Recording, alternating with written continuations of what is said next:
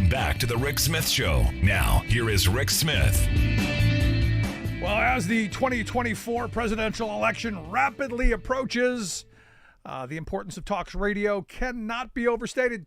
Talk radio serves as a vital platform for political discourse, providing a space for diverse voices, yours, mine, ours, and opinions to be heard by millions of folks across the country.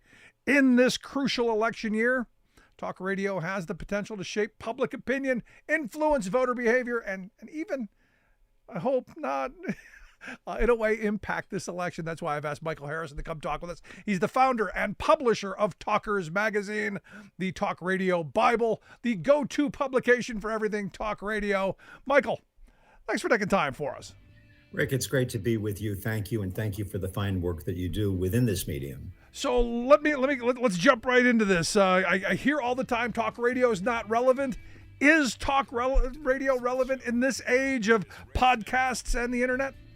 Well, I have personally been active in talk radio since 1975, and we started Talkers in 1990. And there hasn't been a day that's gone by, all the way back to the beginning, where I don't answer the question: is talk radio about to die? Is talk radio relevant? Does anybody listen? And lately, there's a lot of, is radio about to die? But they've been saying that for long time, even before I was even in the business. I've been in the radio business since the late 60s, and people were asking those questions. So, Mark Twain said, the news of my death has been greatly exaggerated. As long as people are asking whether something is still relevant and whether it's dying, that means it's relevant. Otherwise, no one would ask. It would just be gone. So yes, talk radio is very relevant. And radio is very relevant. And I won't say they're here to stay, but they're going to be here for quite a while going forward. They may not be the long-term future, but they are the here and now. But, I keep hearing people go, everyone's got a podcast, Michael. It's not the 1950s or the 1940s where radio was king, but how much reach do you think talk radio has compared to other forms of media in this moment? The podcast, the internet, the YouTubes, all that stuff. The only forms of media that are really, really growing and dominant are the big tech media, YouTube, Facebook, X, Instagram. The big tech media have taken the lunch out of the traditional media's, off the table, and mostly in advertising and in terms of buzz. So I would say that all media here in the 21st century, and we're getting deeper into the 21st century, we've got a quarter of it already under our belts.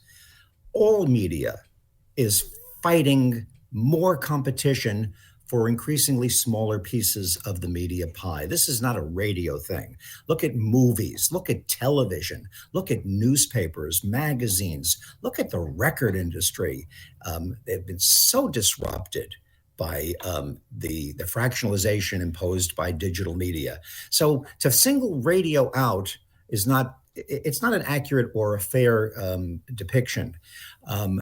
With that being said, radio remains relative to itself and to the here and now, as you point out, extremely important. I'm not going to get into the most important medium and all of that because times are changing so quickly. The question is rhetorical at this point. And the reality is anyone can have a podcast. It's a matter of is anyone listening to it? And we're on about 50 stations across the country, and we get feedback from people all across the country. Our podcast, doesn't have the same numbers that our radio audience does because honestly, we don't spend a lot of time promoting that podcast. But that is part of the future, isn't it? I mean, you've got to, in this day and age, whether you're terrestrial, whether you're on TV as we are, you've got to be in the podcast space. You got to be in the internet space. You've got to be all over the place. You can't just, at least I don't think, be in one arena. Well, it depends on how you are branding yourself. I mean, the word brand is a very important word, and we can get into a discussion of that for hours. But branding is very important. However, The key is to have all of your different platforms work in harmony as opposed to cannibalize themselves. I mean, so much of the popularity of the aforementioned big tech media platforms was fueled by attention, absolute fawning attention given to them by radio and newspapers and traditional media. It's like, don't you see that it's a competition? Don't you see if you have a radio show, when you say, go listen to a podcast, that in fact you're telling people to tune out the radio show?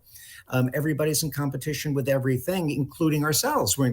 Our brand is in competition with the different platforms. So it's important for a media practitioner to get them in harmony and get them balanced so that the brand is promoted, but not at the expense of the place where the numbers are important. I know it's a little complicated, but these are complicated times. Yeah. Anybody can have a podcast. Look, anybody can have a typewriter or now a keyboard. That doesn't make you the next great American novelist. Anybody can go out and play baseball at the local park. It doesn't make it Yankee Stadium. Anybody can put on a play in their backyard or in the community theater or in their high school, but it doesn't make it Broadway. We can't lose sight of what the big time means. And for radio, for professional radio to survive and succeed, it's got to provide the best audio entertainment out there, or it will just fade into the background like so many podcasts that nobody listened to. It's an excellent point. And I want to go back to 2024. The election is only a couple of months away. I look at the talk radio landscape, and it is overwhelmingly conservative voices. And I've got friends who believe that because of that prowess, that power that the right has over the talk radio sphere, that potentially you could see this election moving in that direction. Does talk radio have that kind of power? Well, talk radio, all media has power. Talk radio has tremendous power when it comes to politics. And most commercial talk radio is indeed self-described as conservative. However, all radio is not commercial talk radio. We don't talk about public radio as being radio. Somehow we think it's apples and oranges. It's not. Public radio is radio too. It's the same dial, AM, FM, podcasts, online, the whole thing. It's the same basic set of platforms. It's radio. And, public radio, and I'm not talking about just NPR, because public radio is bigger than just NPR. Public radio will deny that it's left of center. Oh no, we're not biased. They have their own version of fair and balanced. But the fact of the matter is, basically, when you look at radio, the big picture of radio, all news radio, sports talk radio, news talk radio, and the commercial and the public radio stations, because it's the same dial, I'd say that all points of view are presented. The problem with today's media, and it's part of your question, is that instead of putting it out there and seeing what comes back, today's media practitioners target audiences based on what they see as a vacuum and an opportunity to get an audience and to be able to get clicks and eyeballs and eardrums and sales and subscriptions and likes and all of that stuff. And they cater to what people already believe. In other words, there's a lot of preaching to pre-selected choirs I call it the daily dance of affirmation, telling people what they want to hear, as opposed to telling people what you think, and let the chips fall the way they may. This has been a major change in the recent, I'd say 10 years, 15 years, and I find it to be disturbing, and I find it to be dangerous. Do you think it's the end of the medium, or do you think it will only make it bigger as people seek their silos? I fear that by having silos in this form where we never talk to each other, we stop talking to each other. And as a result, we don't have a national popular culture. As a result, it actually disintegrates the foundation of nationhood. And this is a problem facing the United States today, is that we see it as polarization. We see it as insurmountable obstacles to communicating with each other. But it's actually these bubble universes, these echo chambers, as we call them, that are tearing people apart. And when we don't have a common national culture, there's no Ed Sullivan show on Sunday night. We recently had the Oscars. Most people haven't even seen any of the movies and can't even name what movie won. Oh, Oppenheimer, because it became part of the pop culture with Barbie. That was in the news. 2 movies the whole year. I mean, come on. Think of the world you grew up in. What song is number 1 on Billboard? Does anybody know? What's the best-selling book in the country? Does anybody know? The popular culture that defines a nation has disintegrated, and therein lies a lot of the problems we're having in terms of cohesiveness and communicating. Now, if you ask, either side, the red hat or the blue hat, it's the other side's fault. Whose fault is it? Well, it's all of our fault.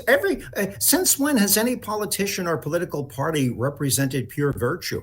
I mean, if anything, one of the things we're learning in this era of scams and deceit is that most of our institutions we have to protect ourselves from the institutions we used to rely on as being true and supportive and honest.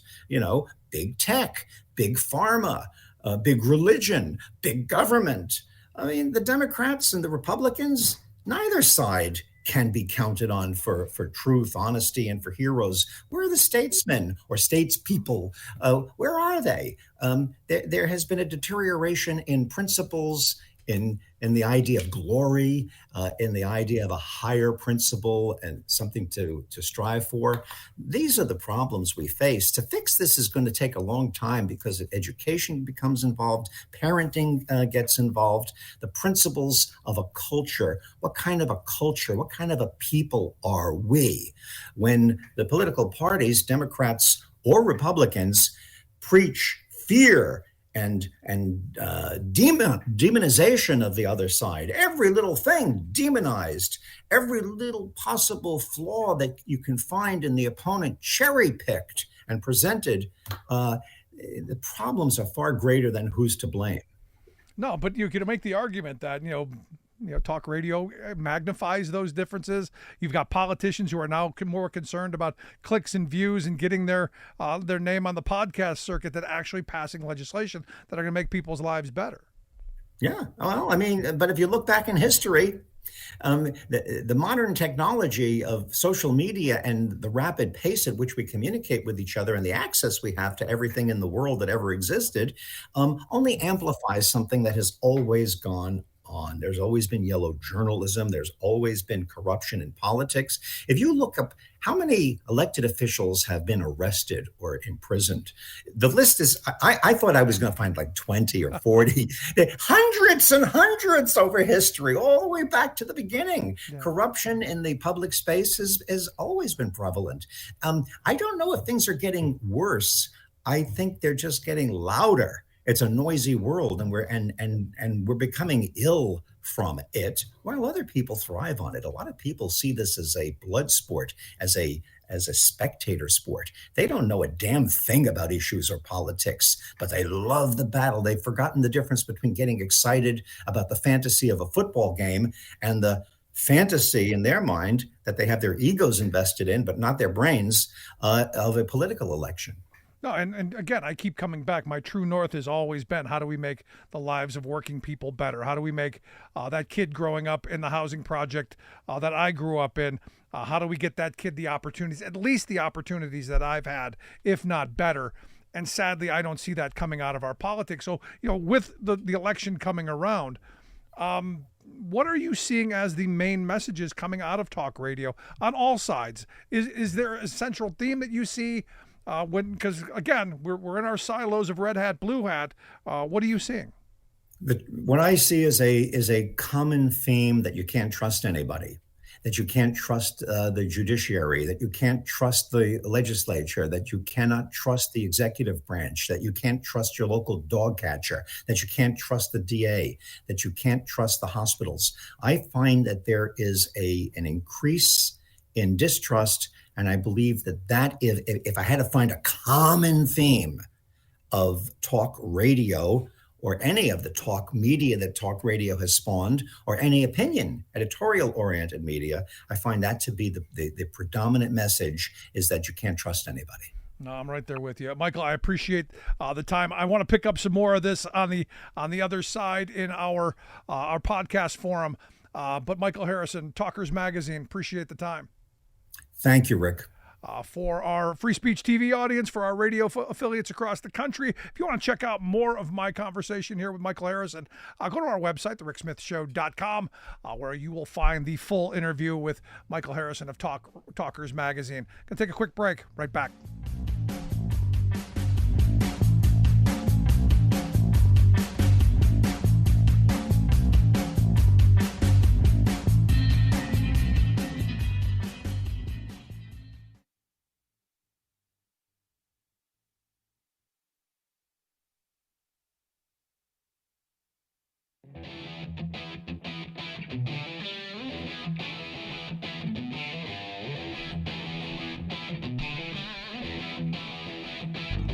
Welcome back to the Rick Smith Show. Now, here is Rick Smith.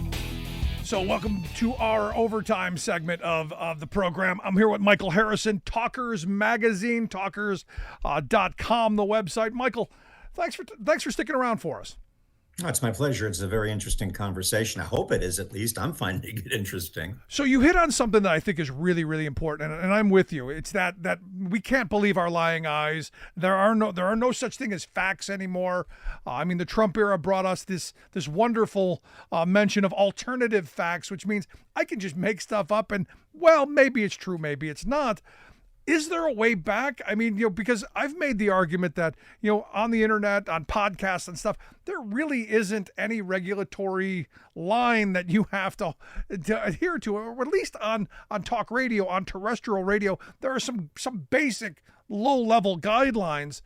Do you see that as part of this? I'm curious how you think we got where we are.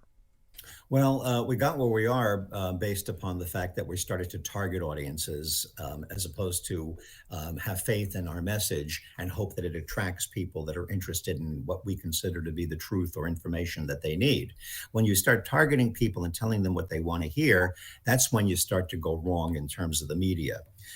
In terms of people, general public, how do you get on the right track? Pay attention to what your kids are doing. Pay attention to what's being taught in school. Learn to use media intelligently and discern what is accurate and what's not. I mean, but Michael, we're told that you listen to the messages coming out. We can't listen to what goes on in school because they're all a bunch of groomers indoctrinating our children. You can't go to certain churches because, again, groomers indoctrinating our children. It seems like the core, the fabric of society has just been ripped asunder, and I don't know where you go from here. Where you go from here is you have some type of a natural disaster or a common enemy, and that makes you suddenly realize that all of these things that are bringing us apart are not as important as what we have in common. I'm not saying I hope something terrible happens, but that's usually the way it goes. Something terrible happens, and then all of a sudden everybody goes, "Whoa, we got to pull together." And it's an unfortunate reality, but if you look at history, that's always been the case. No. A common enemy. Depression, war, all horrible stuff. But we're in a moment. It didn't happen with the pandemic, though, Rick. That was very troubling. We thought that when the pandemic hit, okay, this is going to bring us all together because we thought we were hopelessly split before the pandemic. But the pandemic was politicized on a level that was extremely destructive and obscured many truths that caused a lot of people to die. No. So, and I'm with you. And again, I come back to the leadership that we had at the time, who not only stoked that division, but gave alternative reasons why you should be opposed to the other side. The mocking of intelligence, the mocking of science. The phrase that I hate the most, Michael, is "I did my own research." No, watching a YouTube video with your mouth open on the toilet is not research. You're right. I would say, where do you get your information? I do my own research. I don't watch the news. I go to the internet. Okay, great. That's the beginning of the problem. No, that is the problem, because we as a country, and this is one of those things that just blows my mind, I don't think we actually know what research is. Research is very difficult. Again, it's not infotainment. It's not YouTube videos on the can. It's not someone's quirky little Twitter comments. It's actual tearing apart information, qualifying that information with other research. It's a lot of hard work. And you got to be seeking the truth as opposed to seeking victory. Research today in the media is find things that prove our point. Find things, find stuff on Biden, find stuff on Trump, cherry pick, put together a cohesive narrative that makes our listeners, our audience, our readers feel good. Give them a little dopamine shot. Yeah. Like your team has a chance to get into the playoffs. Yes, it still could happen. Yeah, right. But it makes the sports fans feel good, so they watch and they listen. No, Same but thing with politics. we're in a moment where, look, you're a little bit older than I am. And, I remember a time where, if you screamed the wrong way, your presidential aspirations were over. Howard Dean. But you've got, someone like Trump who, swears constantly, who's made some really bizarre, outrageous kind of claims, shove a light up your behind or drink Clorox or whatever. And that isn't the end of it. And people still follow this. So for me, the end of truth, the end of intelligence seems to be what we're living. Of course, you'll have people say, and it's called lowering the bar. And you'll have people say, I don't like Trump. I don't like how he acts. I don't like his tweeting. I don't like his insulting. I don't like his lifestyle, but I agree with his policies. Name one. Oh, you agree with his policies? Like what his policies are. Like you've checked whether or not he walks the walk that is supposed to come from the talk he talks. It's all superficial, and don't interpret that as me slamming on Trump. I could tell you pretty bad things about Biden as well. I stay out of that stuff. I don't like any of them, but Trump has brought things that we could intellectually criticize to a new high. I mean, he really is possibly the greatest con man in the history of modern society, possibly. No, and they've pulled off the greatest con, and that is convincing working people that a billionaire cares about them. I mean, that to me is just amazing. Now, in his defense, and I've talked about this all during his presidency, I get why some working people bought his line. Look, I grew up in a place where highly segregated. I look at my family, otherwise known as the basket of deplorables, all racist, all homophobic, all misogynistic, because that's how they were raised. That's where they lived. Never made them vote. They never got out to vote. What they voted for was when Donald Trump said, hey, I'm going to bring back Brook Park Avenue. I'm going to bring those jobs back that afforded you a middle-class lifestyle. I'm going to bring back those jobs that gave your kids health care. I'm going to bring back those jobs that allowed you to take vacations and retire with dignity. They heard that, and they believed. Now, he didn't do anything on those fronts, which is why it's amazing to me that anyone would even consider voting for him in this moment, given the history. But I get why some people listened.